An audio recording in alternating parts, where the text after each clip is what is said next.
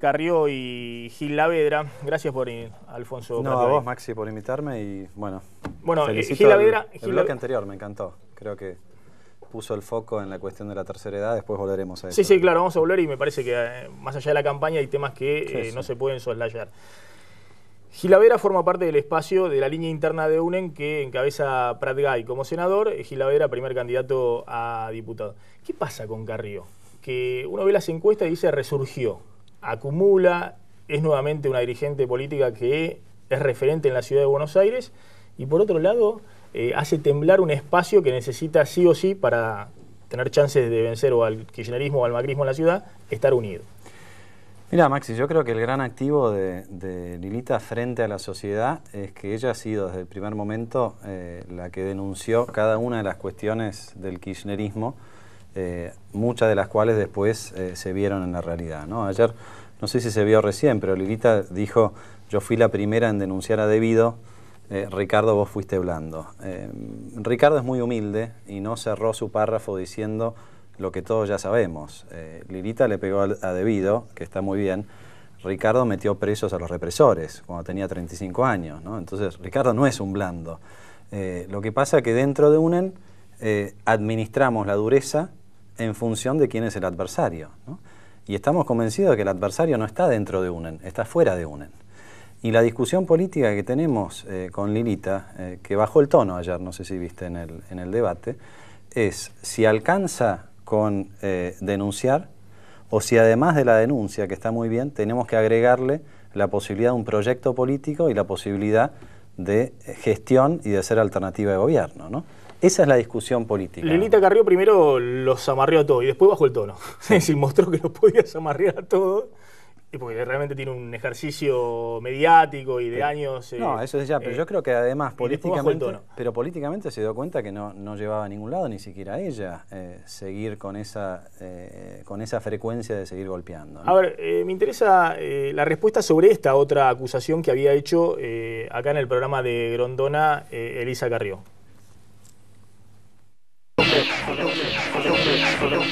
Yo a Alfonso quería darle lugar para que esté con la Donda. Ahora, con los radicales me costaba mucho porque me habían traicionado mucho. A mí Alfonso jamás me firmó una denuncia por corrupción. Bueno, dice que usted no acompañaba las denuncias de corrupción que ella hacía. Yo creo que no hay monopolio de las denuncias. Cada uno de nosotros hemos hecho denuncias. La coalición cívica es una fuerza que se destaca por eso. Es cierto que yo no he acompañado algunas denuncias de Lilita, algunas, pero también hemos hecho las nuestras, ¿no? Me parece que cuando denunciamos tenemos que tener todos los fundamentos. A ver, a mí nadie me puede echar en cara nada. Yo denuncié penalmente a Cristina Fernández y a Guillermo Moreno y los acusé de asociación ilícita, malversación de fondos. Me parece que no es una competencia por quién denuncia más, sino, además de la denuncia, como digo, agregarle la carne que puede convencer al electorado que no nos quedamos en eso, ¿no? Y me parece que esta es la discusión de fondo. Nosotros desde Juntos, que es la lista que conformamos con Ricardo Gil Lavedra y con Victoria Donda, estamos aspirando a que esto sea un proyecto de largo plazo, de futuro, que pueda disputar poder en el 2015, ¿no? Y creo que en ese espacio tienen que estar los que denuncian y los que gestionan, ¿no? Y los que gestionan pueden denunciar y ojalá que los que denuncien también puedan hacer un aporte a la gestión. Ahora, si nosotros a la sociedad nos ofrecemos solamente como una fuerza que denuncia, bueno, nos puede ir bien en las legislativas, pero nunca vamos a ser gobierno. Y si no somos gobierno, no logramos el mejor efecto, que es no denunciar la corrupción de otros, prevenir la corrupción desde el gobierno. Maxi, vos sabés que yo fui presidente del Banco Central. En el Banco Central, cuando yo llegué, me decían, está este kiosco, está este otro kiosco, ¿cómo te vas a meter ahí? La verdad que yo no tuve ninguna experiencia de esos kioscos. Llegamos, bajamos línea y dijimos, no sé si hay kioscos o no hay, pero si los encontramos van a terminar mal. Y no hubo ninguna siquiera sospecha mientras nosotros estuvimos en el Banco Central, en un momento bastante complicado, ¿no? Entonces creo que esa es la discusión política, después le agregamos, digamos, el cotillón de una interna, que déjame también resaltar, es la única interna en la ciudad de Buenos Aires. Hacemos un debate abierto, mostramos los trapitos al sol. Bueno, ¿qué otra prueba de democracia y de civilidad nos quieren pedir, digamos? ¿Quién es ahí el adversario a vencer, el kirchnerismo o el macrismo? en la ciudad de Buenos Aires. En esta es el kirchnerismo, en esta no hay ninguna duda porque es una elección nacional, ¿no? Con el agregado de que esta vuelta toca lo que toca cada 6 años, que es la elección por senador. Y en senador es esencial lo que estamos poniendo en juego en la ciudad por 2 motivos. Primero, porque el kirchnerismo arriesga 2 senadores, ¿no? Uno propio, que es Daniel Filmus, y otro que se pasó... Un aliado, Samuel Cabanchik, sí, que había entrado con Carrió y que vota con el kirchnerismo en la Pero hoy vota con el kirchnerismo, entonces en la práctica tiene 2 senadores el Frente para la Victoria. Nosotros desde UNEN logramos que todos esos espacios que estaban fragmentados se junten en una alternativa política que hoy deja en el tercer lugar al Frente para la Victoria. Entonces, sostener UNEN nomás, como está, garantiza que le sacamos 2 senadores al kirchnerismo.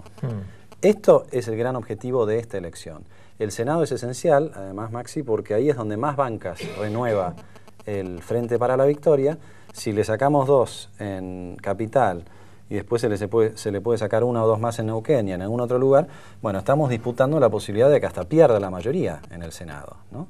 Entonces, el objetivo de la elección del 2013 es que desde la oposición se le quite la mayoría al oficialismo. Y si le quitamos la mayoría en el 2013, entonces sí podemos proyectar una posibilidad de gobierno hacia el 2015. Hablemos un poquito de economía.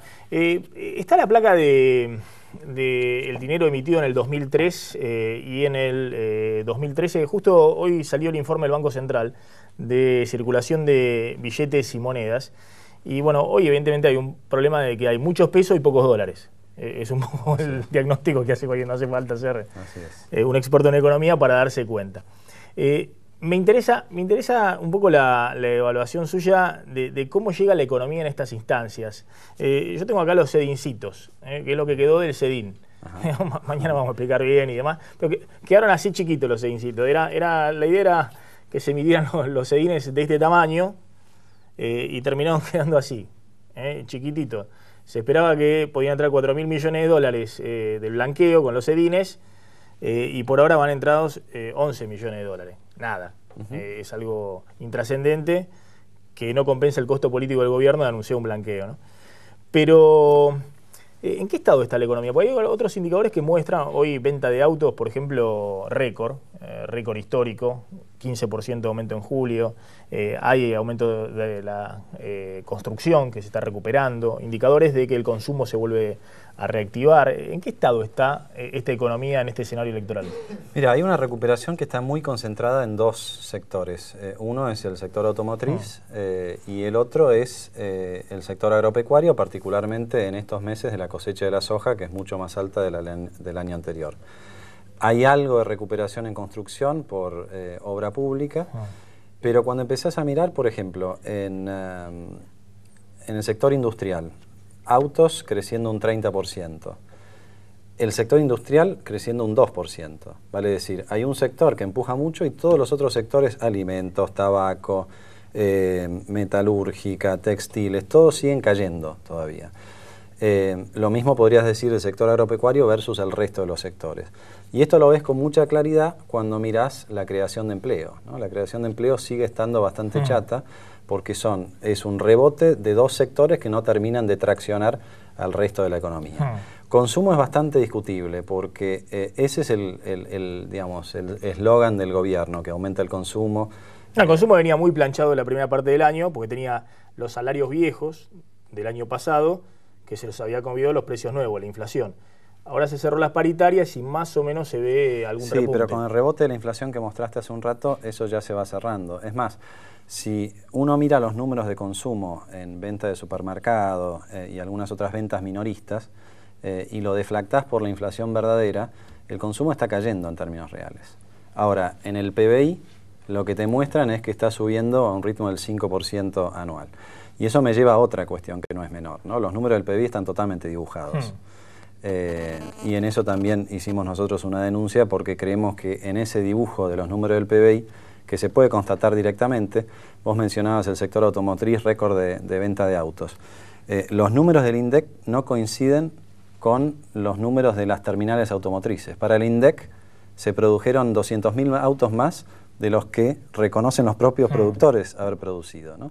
Lo mismo en siderurgia, lo mismo en despacho de cemento y demás. Entonces, yo creo que es una economía muy despareja, que tiene dos sectores que empujan. Uno por una situación muy circunstancial, que es no hubo sequía este año a diferencia del año pasado. El otro muy dependiente de Brasil, pero está todo atado con alambres, digamos, ¿no? No es cierto que la economía crece como dice el gobierno. El principal motor del crecimiento en el primer trimestre del año fue el sector financiero. Sí. Sí, el año pasado también. Bueno, pero eso lo que hubo de crecimiento el año pasado, que fue muy poco, el sector que más creció fue el sector financiero. Una de dos, o el modelo nacional y popular tiene un problema con el sistema financiero, que es el que más crece, o Moreno miente con los números, o las dos cuestiones, ¿no? Las 2/3 partes del crecimiento que registró el INDEC en el primer trimestre de este año es por los bancos, ¿no? Y es por los bancos por la forma en que se calcula la inflación, que obviamente te infla todo el crecimiento real, ¿no? Pero yo miro cuestiones puntuales como el empleo que no repunta. Vos mencionabas construcción, mirás permisos de edificación y siguen cayendo respecto al año anterior. Entonces, si no hay una mejora en los permisos, cualquier recuperación de la construcción es de corto plazo, ¿no? Y yo creo que eso es lo que está sucediendo. El gobierno está poniendo el foco en gasto electoral que inmediatamente va a inflación. ¿Por qué sube la inflación en junio y julio? Porque cada vez que el gobierno intenta meter un poquito de estímulo, enseguida repercute en inflación. Enseguida va a precios. Enseguida vos tirás dinero a la calle y va al bolsillo de los trabajadores y después se va al bolsillo de los empresarios por precios más altos. ¿Cuál es la razón? Porque no hay inversión, porque no crece al mismo ritmo la capacidad de producir.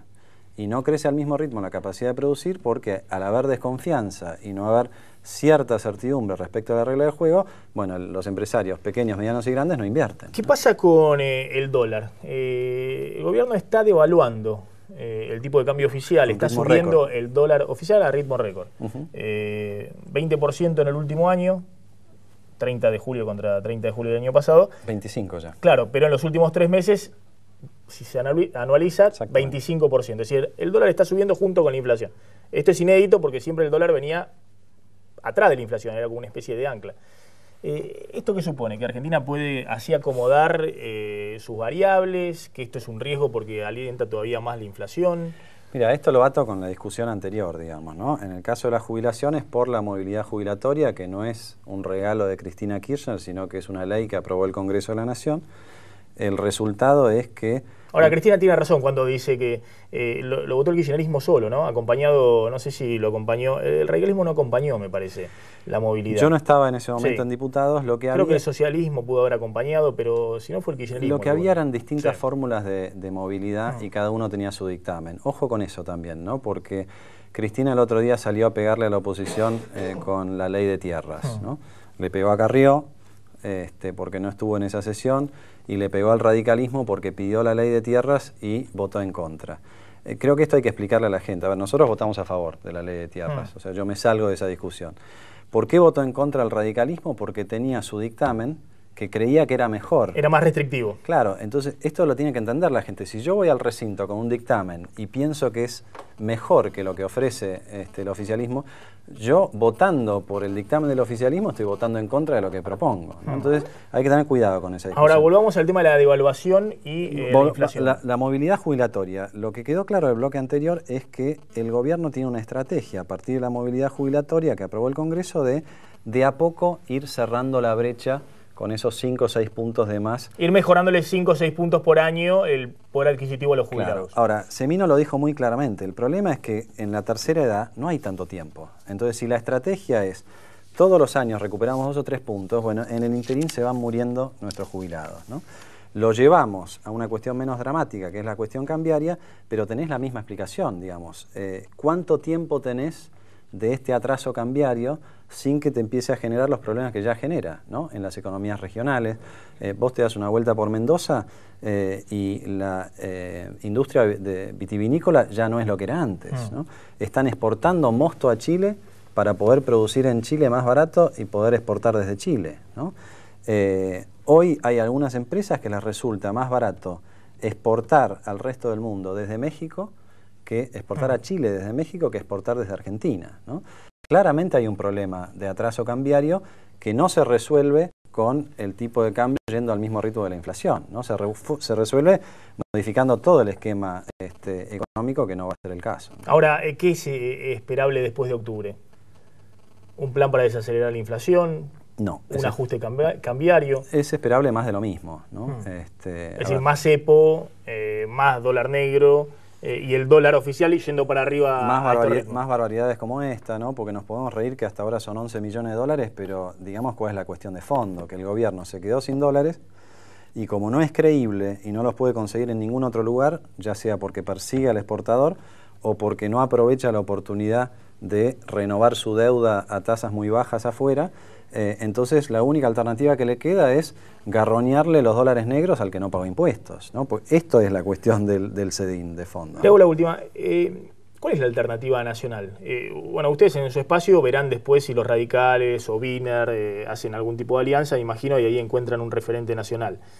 Pero ¿no se está librando también una interna muy fuerte dentro del peronismo, donde se están disputando la sucesión de Cristina? Sí, yo creo que... ¿Son conscientes de eso? Sí, claro, yo creo que está el espacio filo peronista, en el que está seguramente el PRO también, a pesar de que al final no hicieron las alianzas que dijeron que iban a hacer. Y después está el espacio, llamémoslo socialdemócrata, que es lo que en su momento llamamos el acuerdo cívico y social, ¿no? Con el FAP, la UCR, Coalición Cívica.